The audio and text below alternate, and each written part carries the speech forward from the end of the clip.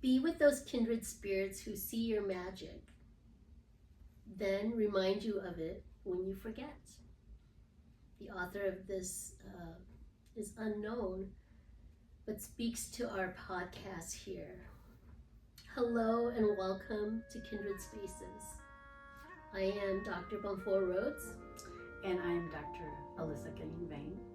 And we are your hosts for this podcast, where we hope that you can laugh with us, cry with us, be vulnerable with us, and connect with us. So welcome back. Thank you again for joining us for our second episode. And as promised from our first episode, we have a special guest, Krista Hmong, our dear friend. Thank you so much for being our very first guest and possibly just being our guinea pig. We just had a blooper moment where we didn't press record. So thank you for being here with us as we're learning. Yes, again.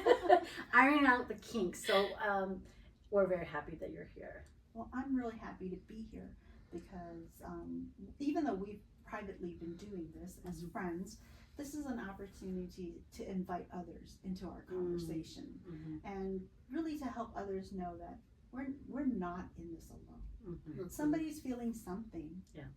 We're just being transparent and sharing our experiences with all of you. Okay. And then also it's the conversations we have all the time with one another. Right. Yeah. Now, something that you all might be interested in knowing is that we're all the same age, which is a good thing, because you need friends who start losing some of their bodily functions at the same time that you do, so that you can have people to empathize with. Right. So we're the same age. Yep. And the other thing that we share in common is that in the last year and couple months, each of us has lost a parent. Yes. Yeah. So that's gonna be our topic today, is what's it like to be that sandwich generation where you've got aging parents and then you're still raising your kids, launching your kids. I don't have any kids, but I get to watch that. So let's just dive right in and talk a little bit about what this last year has been for each of us. Krista, we'd love for you just to share a little bit of your experience with that, or the context in which you lost a parent. Sure. My mom recently passed in September of 2024.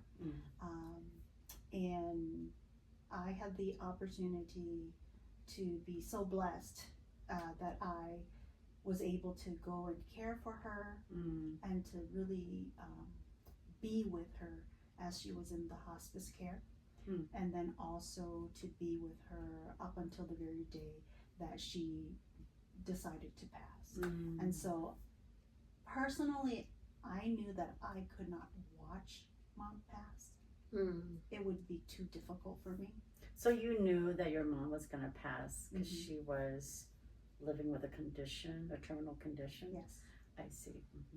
She was terminally ill with gallbladder cancer, and there was a lot of pain and suffering that came with that. And I cared for her, but I told her in my last days that I could not watch, I could not be there to see her pass. It would crush my spirit, crush my heart, and I needed to protect myself from that moment, because I wanted to remember Mom for who she was in her life, not for when she died and how she died. And so wait, so you said you told her that? I did. What was her response? Her response was, and when you're gone, I will pass.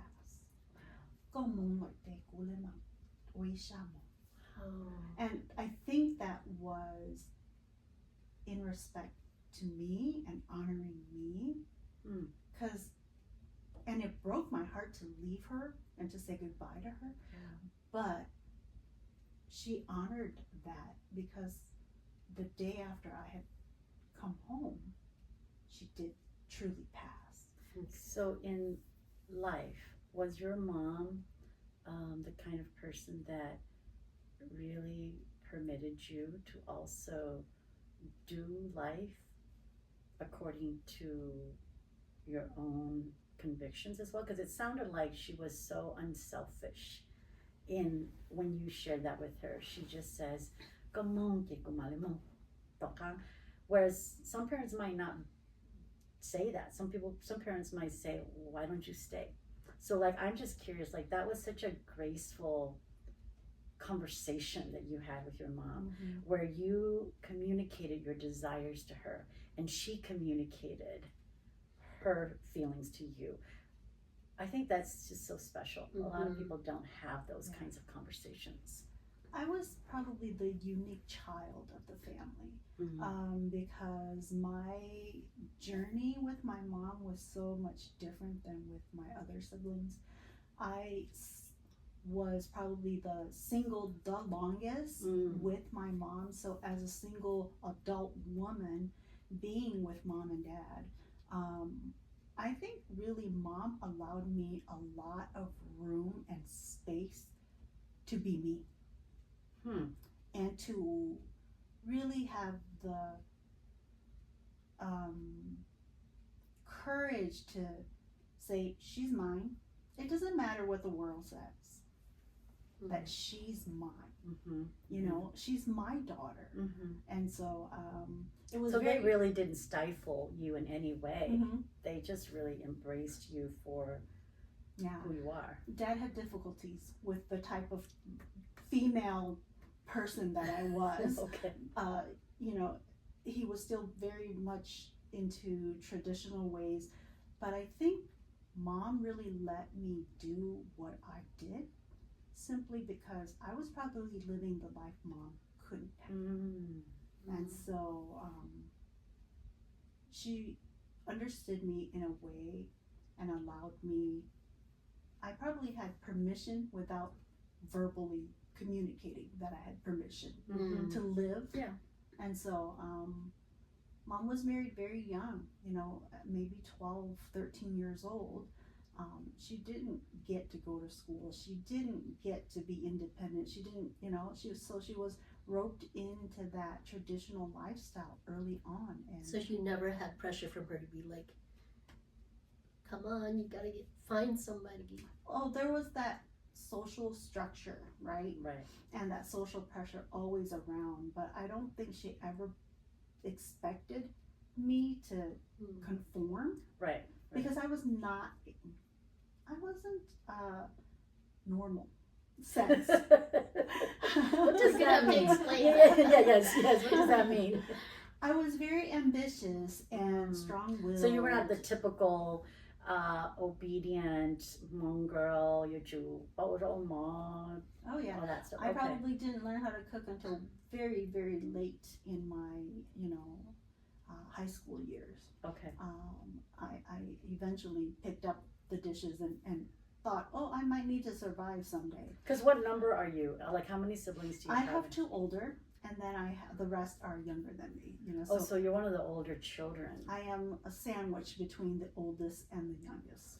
And so I am the middle child, and you know, a lot of independence right there, because older kids have responsibilities. The younger kids are being looked over, and looked after, and I just get overlooked, and so I do my little thing, and I'm independent, and I think differently, I behave differently, and plus, you know, the struggles of being a female, and then all of the expectations that came along with that. So, but mom was probably my biggest cheerleader, nonverbal ways. But she was. That was the nature of our relationship. So Amfo and I, in our last episode, we talked about the relationship we had with our dad who passed. So for us, our fathers who loved us in ways that are different than Hmong fathers loving their Hmong daughters in that generation, passed. And for you, it's your mom who you just said had a very special relationship with too. And it's kind of interesting that we lost a parent. Not that our living parent is not special to us, but it's just a different relationship and different connections. So it sounds like you have that special bond with your mom. It sounds like the person that we lost is also the more kindred with us in our relationship, right? And they That's probably true. Like, bonded with us more. I mean, Yeah. not that we favored one parent over Right. another, but Right. they were probably the parent who we felt more of a Some bond sort of with. connection to. Mhm. Yes, I would Mhm. agree with that. And Because so- even though my mom was the one that was always physically present, the one that carried out all of the day-to-day responsibilities and were there for me with school, parent-teacher conferences, and taught me how to drive. I think my sense of worth, right, my sense of belongingness was because of my relationship with my dad. Mhm. yeah, True. and for me, it was my dad who empowered me to think outside gender roles, Mhm. which my mom had more of a constricted view of gender roles. Mhm. So And yeah, I think for me, it was mom in her nonverbal, unconditional love, Mm. where because I was non-conformant and untraditional Mhm. in my space of it was a unique time where everybody went off and got married, and I just kind of hung around, and mom would just say, "Well, she's my daughter," and just accepted me. Mhm. when she said that to relatives, did that kind of mean so stop criticizing her, or was that just her way of saying, just she is who she is? Like, what? How did you interpret what your mom meant, and what did she say in Hmong? Mhm. How did she say that in Hmong? Well, her mom would always be, "Mia kutoa." So she would claim me, Wow. which was That's powerful. yeah, it really spoke of my worth. Yeah. And so it's like it didn't matter what others people's opinions of me would be, because of course greatly criticized for being an old maid, for being around, for being so non-traditional, but mom would say "Nea kutoa." That is so powerful, Krista, Yeah. because even across the board in terms of parenting, no matter what culture, it's like, and especially in the home culture, it's like when a child misbehaves, "Go to China, hi, go to China, go to Tuna," right? And it's so powerful what your mom said is that no matter what choices she makes, she's mine. And it, like you said, it empowered you to be in a space where it wasn't so popular. Right. And so I think that gave me the liberty to just be. Right. There were so many expectations that were pressed up against me from community, from relatives, from and criticisms. But mom just said "Nea kutoa," and that was the underlying, and it assured me that mom was on my side, no matter good or bad. So by the time your mom was on her deathbed, and the last few hours, the last few days of her life, she and you had already had this relationship that she knew who you are and you knew who she was, and you said, "Mom, I can't bear to see you go. I'm gonna leave. I'm not gonna see your last breath." She was okay with that. It sounded like. She was. At first, when she said it, she said, "Oh, and I thought that meant she was gonna die if I didn't stay. But then I would revisit that comment, and I said, "Oh, she's actually saying she wants to wait until I'm gone, and then she will, because she's honoring me." Wow. Yeah. So I finally wrapped my head around it and said, "Oh, she's not saying she's gonna die because I'm not here. She's actually saying she will die when I'm gone." And so I was just like, then I need to go, because I didn't want her to suffer anymore. How long had you had some time with her? So how much time, and how did that kind of come about? I had 6 weeks with mom, and so I was really blessed with an employer that allowed me to have the time off and to have to care for my mom, because they knew that I couldn't get that time back too. And it was it came to a point where my other sibling, who lives locally with mom, said, "It's time. You need to come." And I always knew and imagined that when the time came, I would be the one to literally take mom and care for mom and help her to that last breath.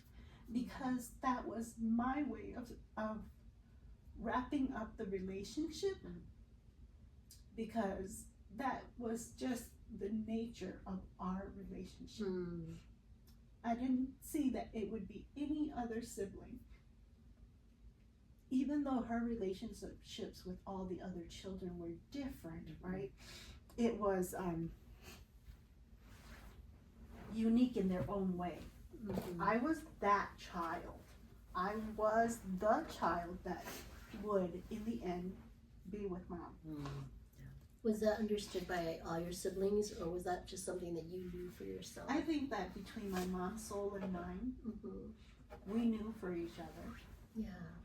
Because the moment I arrived to the moment that I left, that time for me and mom was so tender and so precious. And we all have different roles among the children. Like, there's, you know, different talents, but mom and I just had a relationship that was unique. And I think it had to do with me just being with mom for a really, really long time. Right, like Togochitomoyotsi, Yeah. Is that what you're saying? Yeah.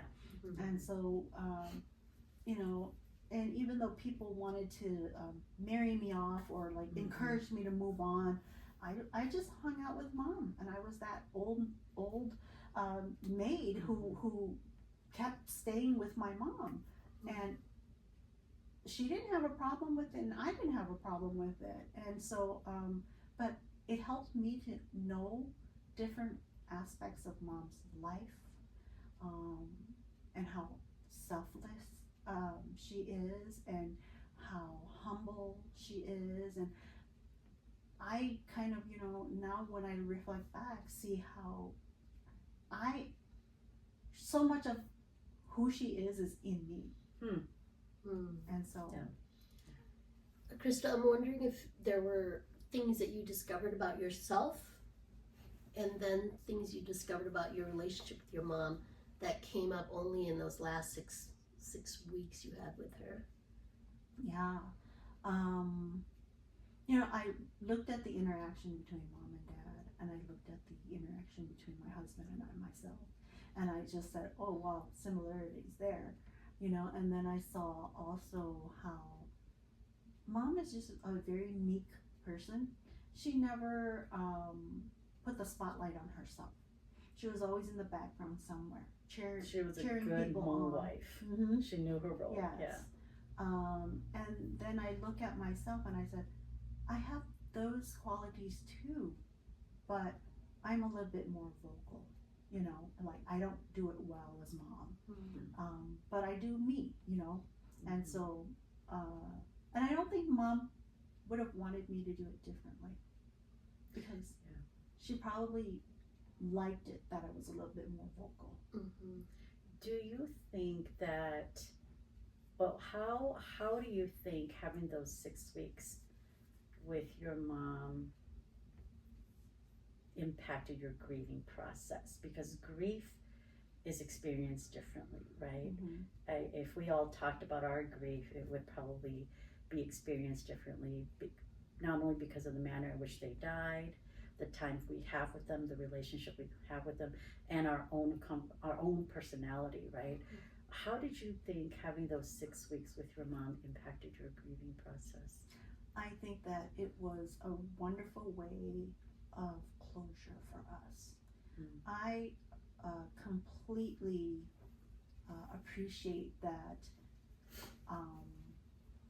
and I think it's grace, the grace of God that allowed us to have that time. It gave us the opportunity to have conversations that we normally didn't have. You know, I confided in her about, you know, difficulties in my own marriage and how similarities with her and dad, and these were conversations that like came to light only because like I needed to allow her to understand what was happening in my life. You know, like she didn't see slivers of my life. Because you didn't live in the same state.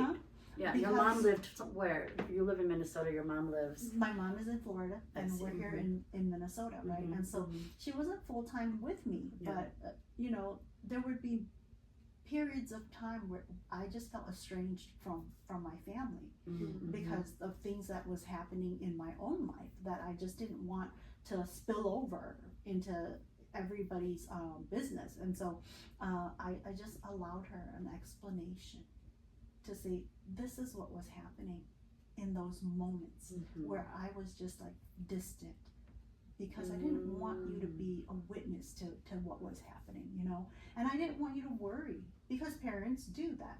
When they know, they worry. And I said, I just never wanted you to carry the burden for me.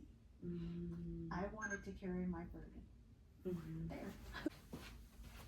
So as you are sharing some of these things that your mom didn't know about until those final days, what was kind of her reaction or her response? How did she take what you shared? I think Mom saw similarities in the way that she lived and the way that I lived. Mom lived a lot of her life estranged from her own family. And she probably looked at me and said, I understand. Like I was in her shoes. And then she didn't ask for an explanation. She just understood. And that's what I think is also really special about our time together. And I will always cherish the time because I don't get it back. Right? And so I'm so glad that I had the time to be with her and to actually be truthful. So in those moments you connected with your mom and you were truthful about the nature of your marriage. So you therapeutic. Like coming out of hiding. And then I imagine that both of you felt seen and understood, because now she's not alone in her own journey of being estranged from her family. And I think also in that time I really helped Mom to let go of some things, some baggage, emotions.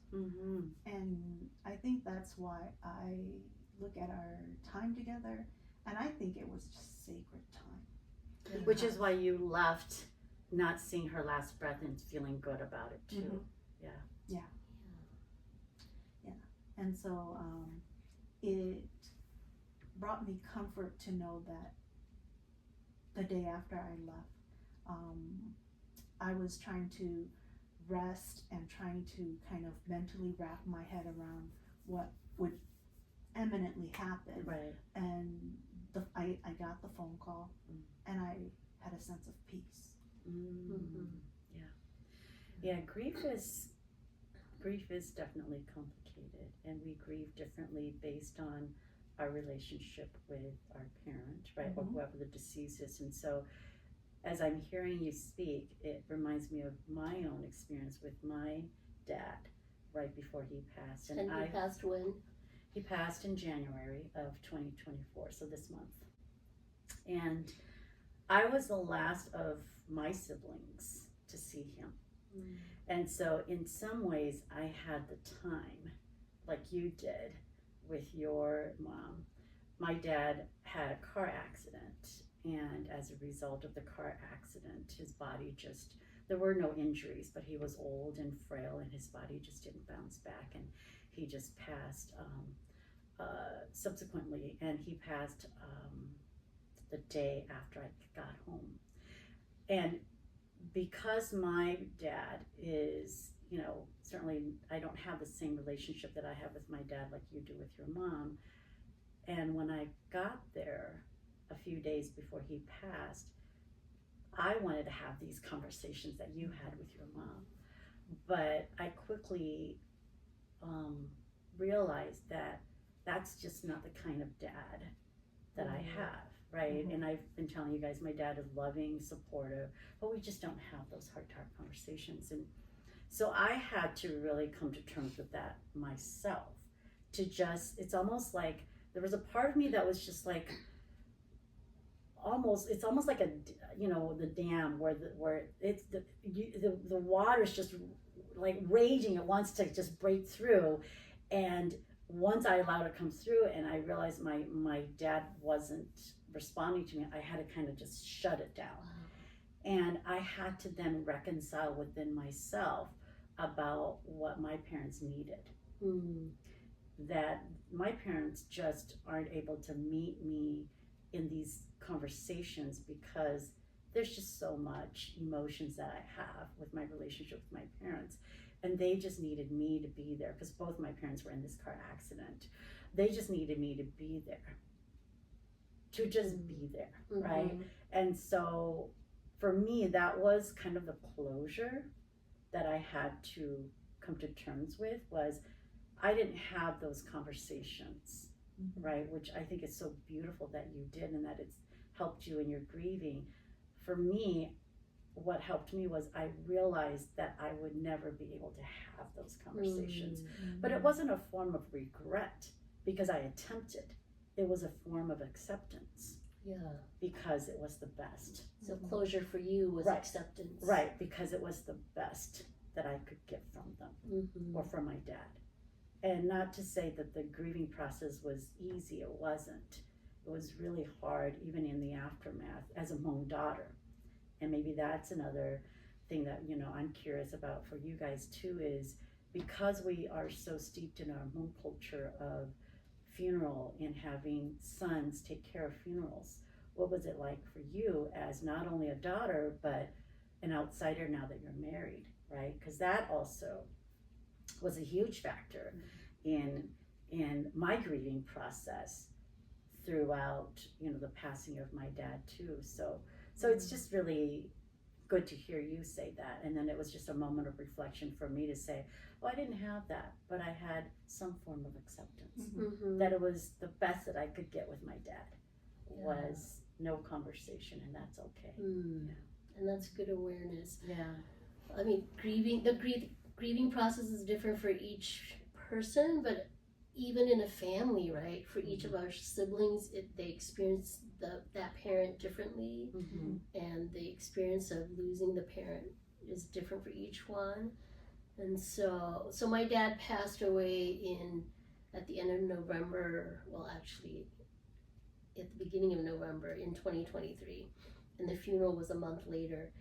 And I feel like I had closure with my dad long before that because he suffered from Alzheimer's, or a type of Alzheimer's, and he still knew all of us, and he could talk, but the level of connection and engagement was no longer there. And so like I couldn't have conversations with him anymore. I couldn't, his short-term memory was pretty much shot. So he didn't remember that we had the same discussion over and over, right? But it had been a good 5-6 years of kind of letting go of the dad I used to know. So Alzheimer's is a form of ambiguous loss where my dad was still there, but much of who I could engage with was no longer there. And so I think my closure and the blessing I had is that my dad and I had conversations when I was growing up and throughout our lives. And he, you know, pretty much every time I would leave their house, he would plug and bless even as me. an adult. Yeah, even as an adult. And kiss me and just bless me. And so I felt like when he passed, I was relieved. Like, it's weird to say, and I don't know how my siblings felt, but I felt relieved for my dad. Like, Dad, you can finally go be with God, and you don't have to like not be a shadow of the person you were. Because my dad is gregarious and he talks a lot, and so in those 5 or 6 years of his declining cognitive functioning because of Alzheimer's, I just felt like he wasn't himself, and I wanted him to be present physically, but I really missed the emotional presence. So I was relieved, and I don't know else to say it. But I also rejoiced with him. I knew that's what he wanted. He had often said in those final years, I'm ready to go. I just want God to come and take me. And so I rejoiced with him in a weird sort of way. And you know, at our age, right, if we're realistic about it, we are going to lose our parents, because in our 50s, our parents are in their 70s or older, depending on when they had us. And yet it still makes the loss, I guess, hard, but it also helps us to reflect on mortality as well too, right?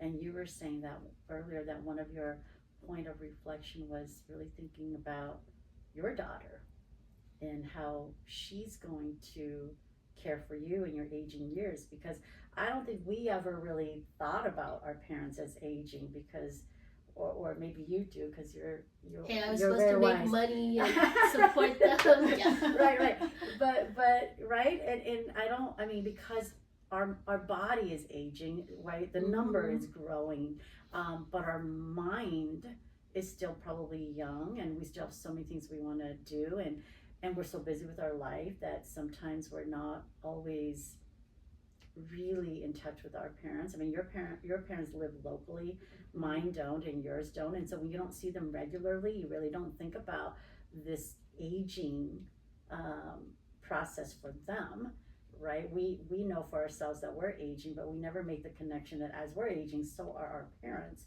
until they pass, and then we start to think, oh my goodness, we're going to get to that point one day too. And we still have a surviving parent too. So I don't know how you guys feel about that, in terms of just sitting in that space of, this is where we are in our stage of life. On my bad days, I think of worst case scenarios. My husband and I don't have kids, and so once we figured out we weren't having kids, my immediate thought was, we need a plan in place when we get old. Because, you know, for Hmong people and many collectivist societies, your children are your social security, right? And when you're older, elderly plan, yes. We didn't have that. I'm really curious about, because you brought it up, it's just like, on top of grieving is the planning the funeral, right? And you mentioned what it's like to be a Hmong daughter who may or may not have much say in the funeral process. So what was that like for the two of you? Yeah, I think so. In my family dynamics, there's 9 of us, and there's 4 older girls, and then my brother, and then 4 younger girls. So because we had the one brother, we grew up, in my mind, very non-traditional, in that we did a lot of things that most daughters didn't have the privilege to do, because we were older. My parents had no choice but to allow us to do a lot of these things, because there were no other older boys, and my brother was much younger at the time. And so growing up, I just really felt empowered to do a lot of the things that were maybe not restricted by gender roles. And that's how we just carried our lives. So even when we all got married, we still loved our parents, right? My parents, in the same way that we would love any parent, like even before we were married. And our husbands, I would say all of my sister's spouses are very open-minded in that way. And so we could love our parents in the way that we wanted to. So that was how we just lived our life. And then at the funeral, what was really, I don't know if it's confusing, but what was very different for me was that at the funeral then, even though I knew this subconsciously, and my husband's a very wise guy, and he pretty much said, I think Dad is very traditional, right?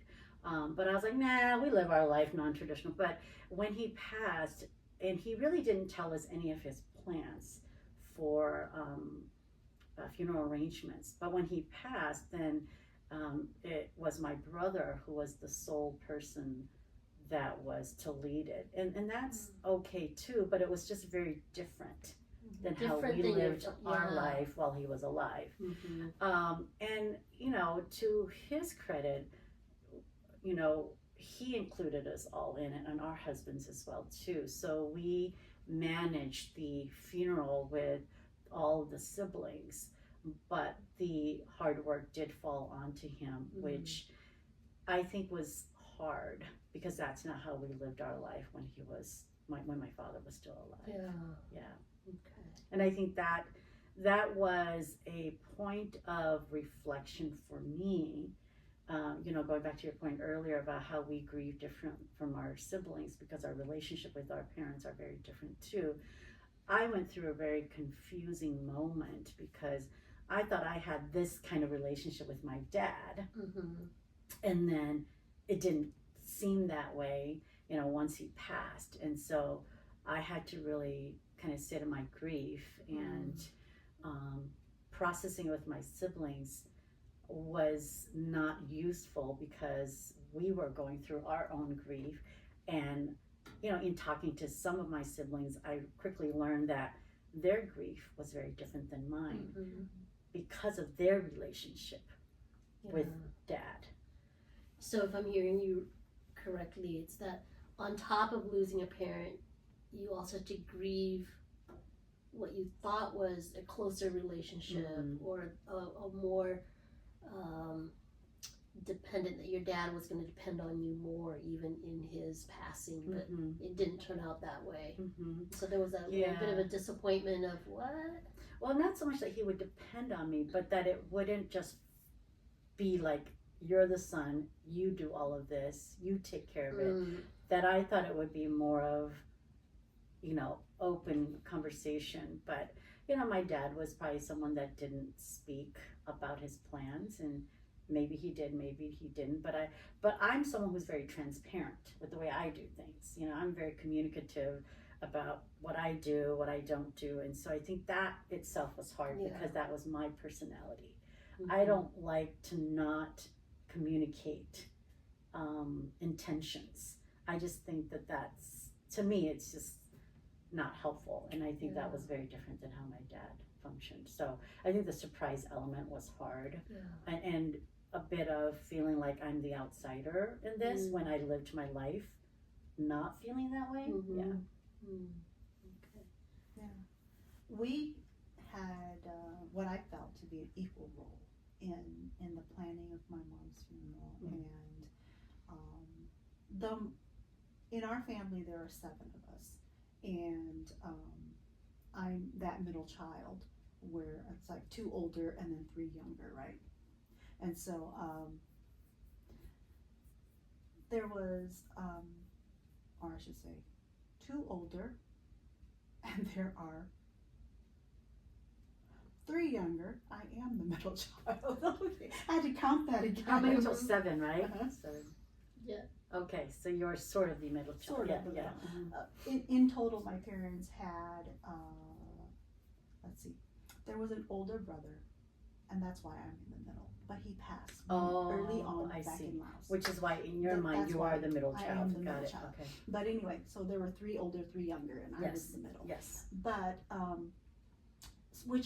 because my older brother passed when he was young, the only surviving son is my younger brother. And really it was left to him in namesake to carry out and execute, right? And he did a great job of that. But I think that our sisters all had an equal share and say in it. And your brother was good at including you guys too? He was good at including us in that, but really because a lot of expenses were coming through him, it had to be him to kind of make that corporate decision. Mm-hmm. And we would give him our opinions, but then he made would, that final decision. he would have to make the final call on How old is your brother? He is second youngest. So he's In what, his in 40s. his 40s? He's in his 40s. Got it. And so, what I found to be really interesting is that because we're daughters and mom was the one who passed, which is different from a dad passing. I would say so, yeah. Mom was more intimate with us. We knew mom's desires. We knew what she wanted to wear, what she wanted to be buried in. You know, we knew the details. And not that only one person knew, but each one of us knew a little bit of what mom wanted for her funeral. And so, but I just found it surprising and a little bit, sad about, even though we knew what mom wanted, decisions were made by men, and therefore mom didn't really get everything that she wanted, Yeah. And so she had planned her funeral. So she had picked out her casket and her plot and her, vault and all of that. But, I think there were some limitations on what she actually wanted versus what she actually got. And so I was. What would be an example? Like, maybe she was being really thrifty with herself and frugal about the casket that she picked out, right? And we as daughters would say, you deserve more. But she would go with what was picked out because it was more economical, or because the decision was made jointly by her and dad, and that was what was going to be selected. If it were her choice, she would have probably gone with something better.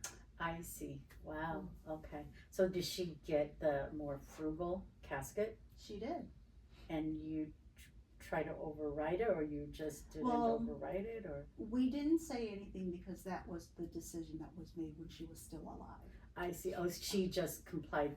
She complied. The whole obedient, passive demeanor that she has. Yeah. Okay. So she was selfless again. Got it. And went along because she said, in the end, and that was her bottom line, is in the end, it won't matter.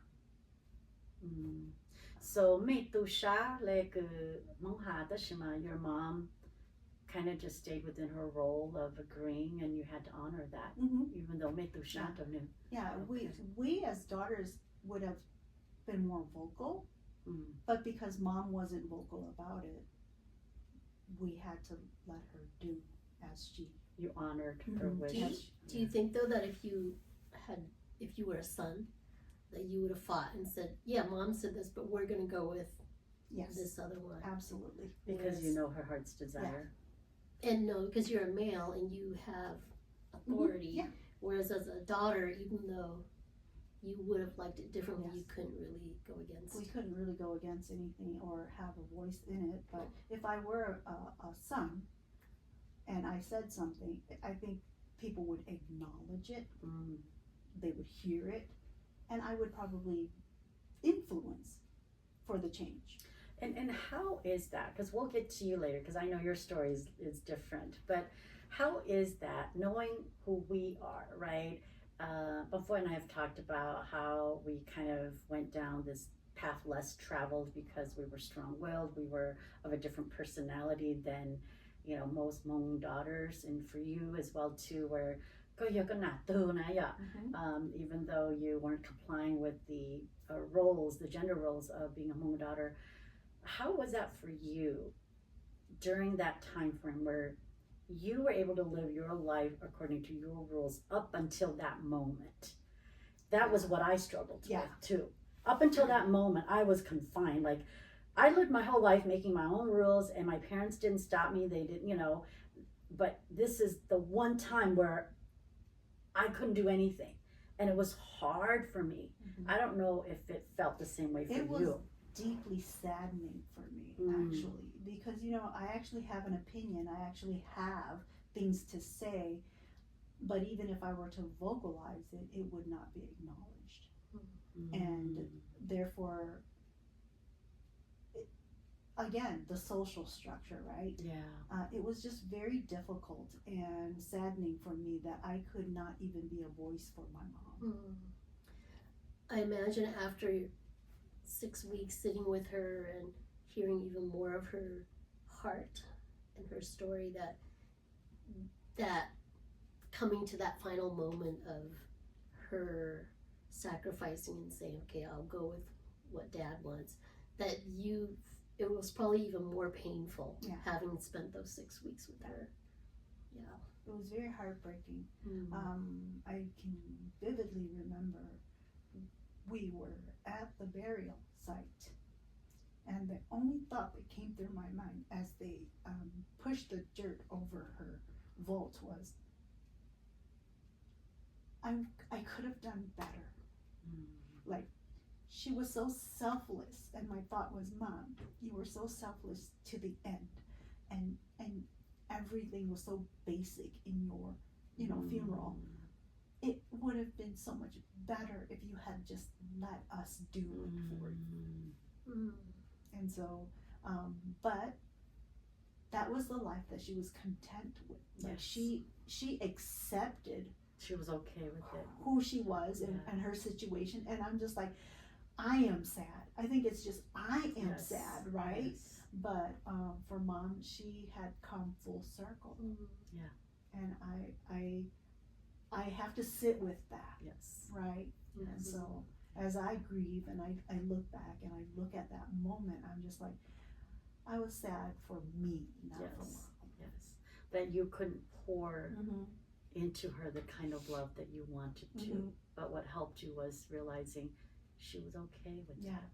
And I always knew it. She deserved more. You know, she deserved the best. But that's part of being a Hmong woman in our parents' generation, is what is a good Hmong wife? And what does it mean to be a good Hmong wife? And it sounds like your mom lived it to the fullest. She came full circle. Yeah.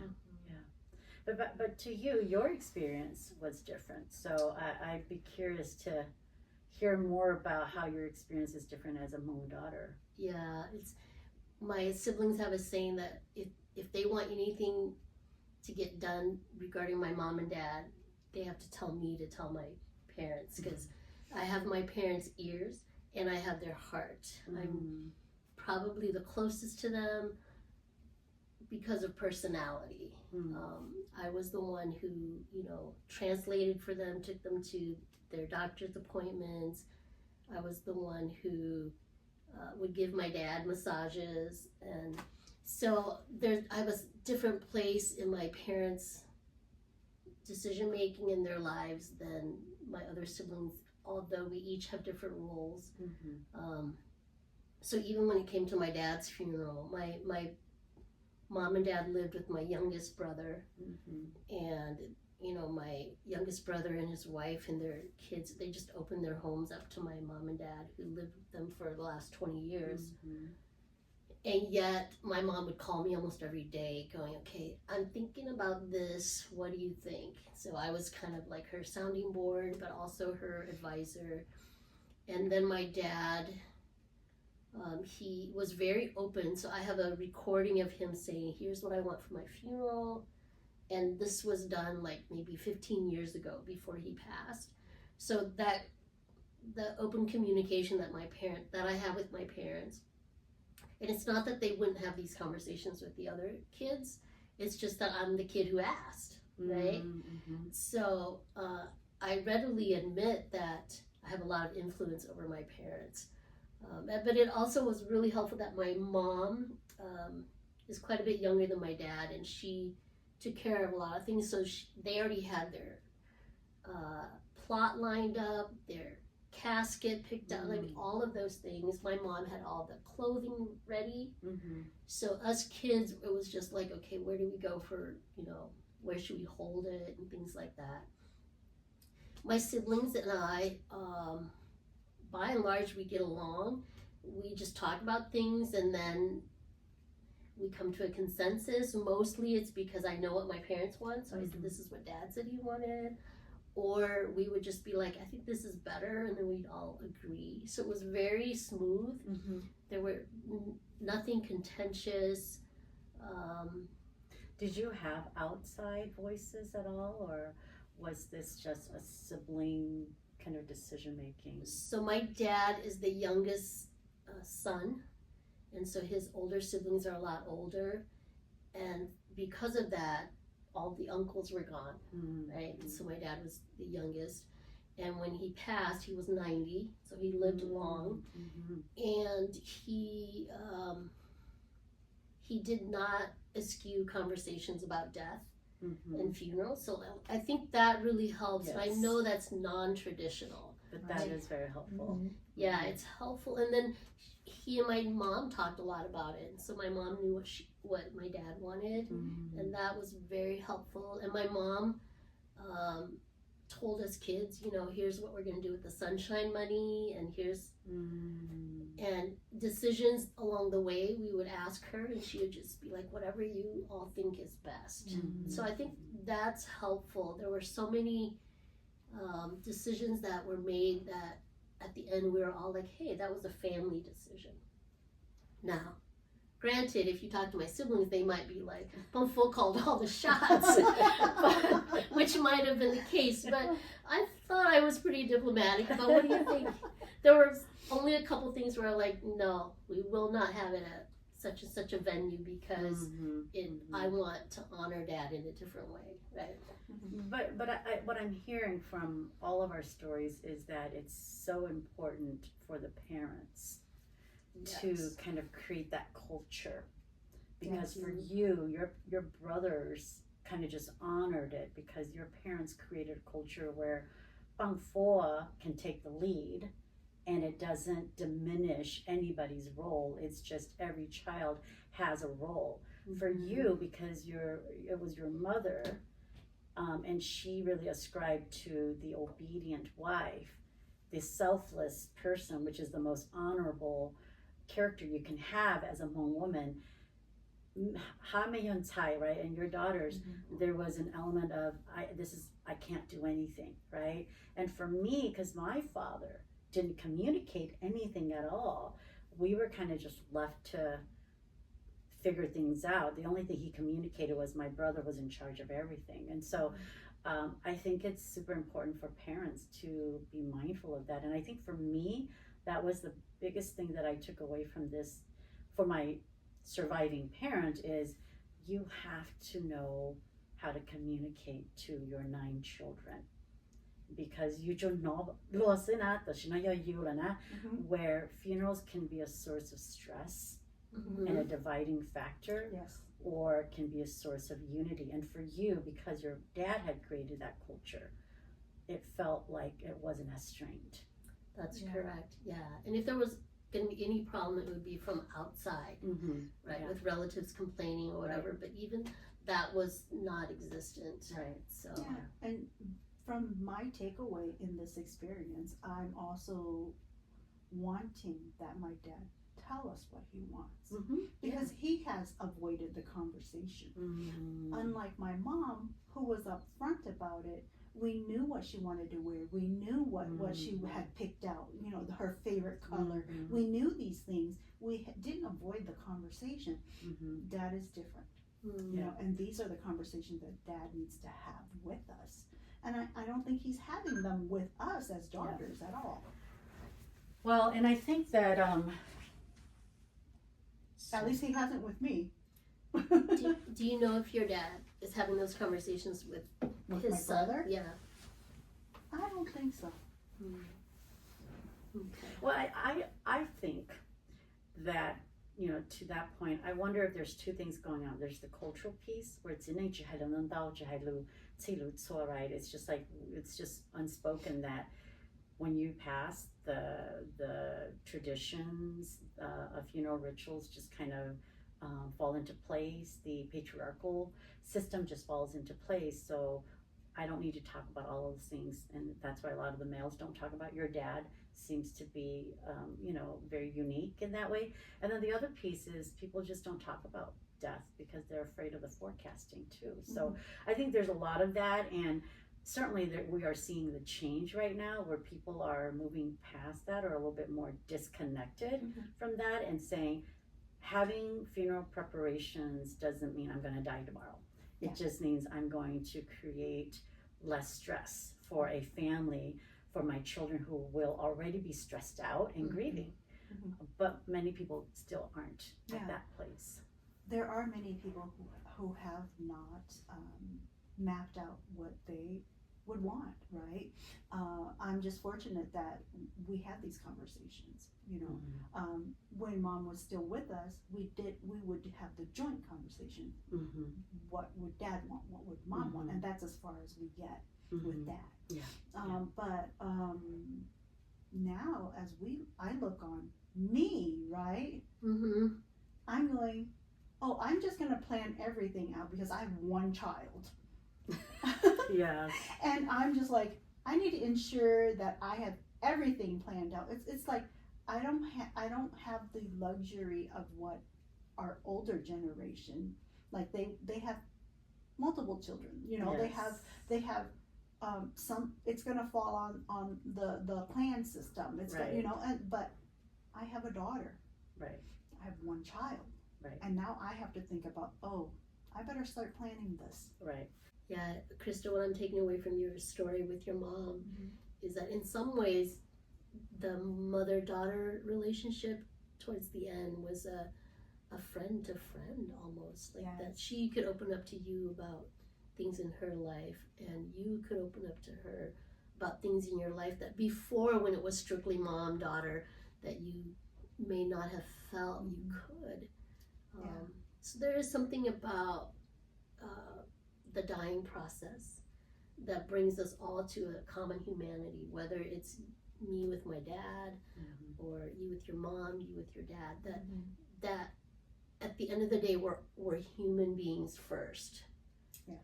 And yes, cultural things, gender role expectations can get in the way, but not in the way of saying, hey, this is a human being who has struggled in life just like I'm struggling in life.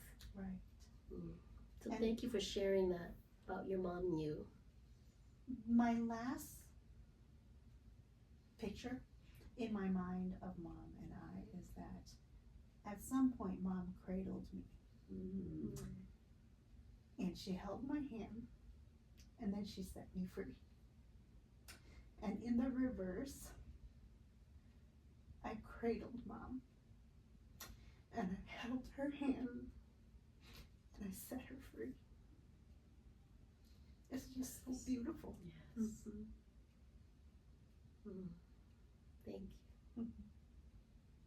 Thank you for sharing that. That was very beautiful.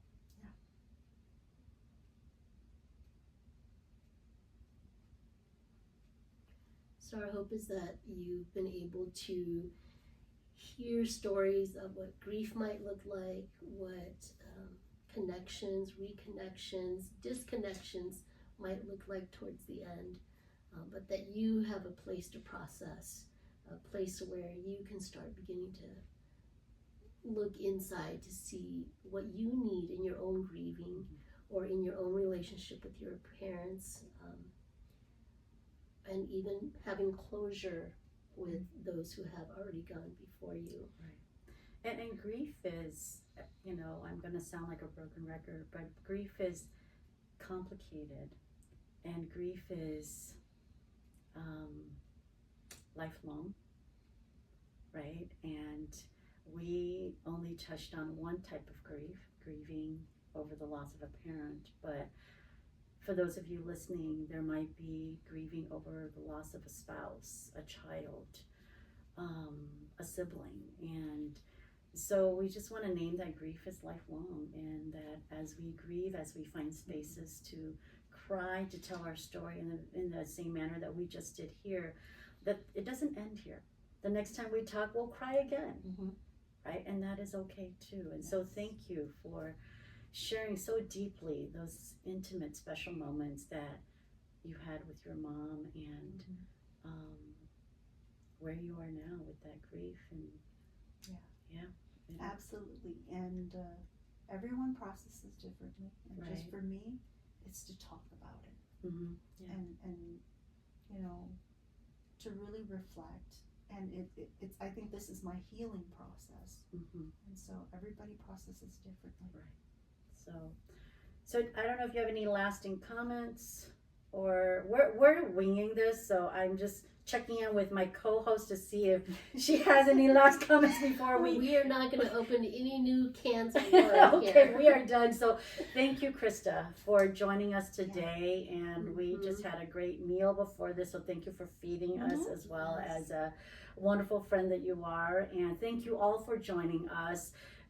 Again, grief is a very heavy and complex topic, and we are still figuring out how to get feedback from listeners, but at some point, right, whatever platform we put this episode on, if you have any suggestions, any comments, any topics for us, please feel free to share them with us, because we are definitely open to the topics that might be of interest to listeners. And so feel free to reach out to us and share them with us. We will share our contact information once we figure out what that is. Right. Thank you for joining us for this episode of Kindred Spaces. We'll see you next time. Bye.